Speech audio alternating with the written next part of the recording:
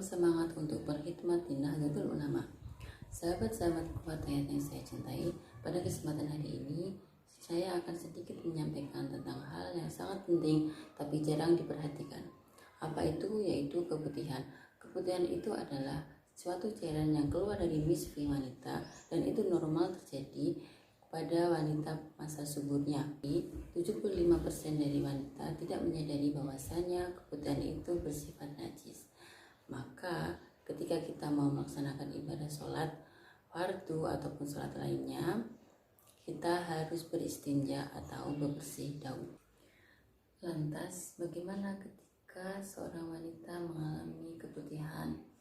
Biasanya para wanita itu ketika mau melaksanakan sholat tanpa mengecek celana dalam terdahulu, langsung wudhu kemudian sholat. Maka jika sesuai syariat yang ada, karena keputihan itu bersifat najis, maka ketika mau sholat fardu kita wajib mengganti celana dalam kita. Ketika kita di rumah tidak ada masalah, mau ganti sampai 5 kali 6 kali tidak masalah. Akan menjadi merepotkan ketika kita dalam perjalanan atau safar.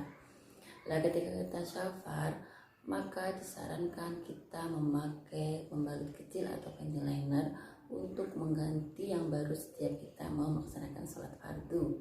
Itu akan lebih bersih dan akan terjaga dalam kebersihan celana dalam kita dari najis. Lalu, apakah keputihan itu termasuk daimul hadas? Daimul hadas itu sendiri konsepnya adalah seseorang mengeluarkan najis secara terus-menerus.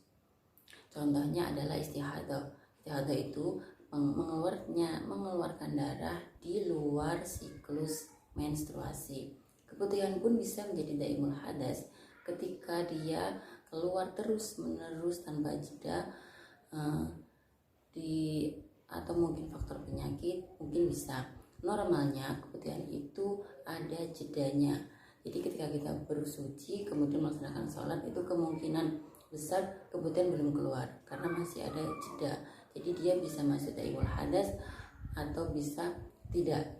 Tapi normalnya tidak masuk daimul hadas karena keputihan itu dasarnya tidak keluar terus-menerus.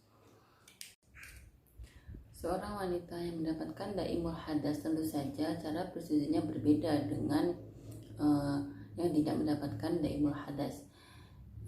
Cara bersuci daimul hadas menurut kitab Risalatul Mahid ada 2. Yang pertama adalah menyumbat. Menyumbat itu biasanya di sini memakai kapas yang dibulatkan kemudian dimasukkan di area yang tidak wajib dibasuh ketika istinja. Ini agak dalam, ini dimasukkan agak dalam ya, karena memang area ini tidak diwajibkan untuk dibasuh ketika istinja, agak dalam. Maka ini untuk yang perawan sangat riskan. Jadi yang perawan nanti bisa mengikuti cara yang kedua. Yang kedua adalah memakai pembalut tapi diikuti dengan celana dalam yang sangat ketat. Karena konsepnya adalah mengurangi keluarnya najis dari misfi kita. Jadi menurut Syafi'iyah, jika hanya memakai pembalut saja itu belum cukup untuk cara yang kedua, karena pembalut itu sifatnya hanya menampung. Jadi pembalut dan celana dalam yang sangat ketat sehingga bisa menahan keluarnya darah untuk sementara waktu ketika kita melaksanakan sholat. Demikian sahabat dari serangkaian tuntunan yang saya paparkan tadi. Maka kita sepatutnya bersyukur menjadi seorang muslimah karena kita dituntut untuk menjaga kebersihan selalu di kewanitaan kita.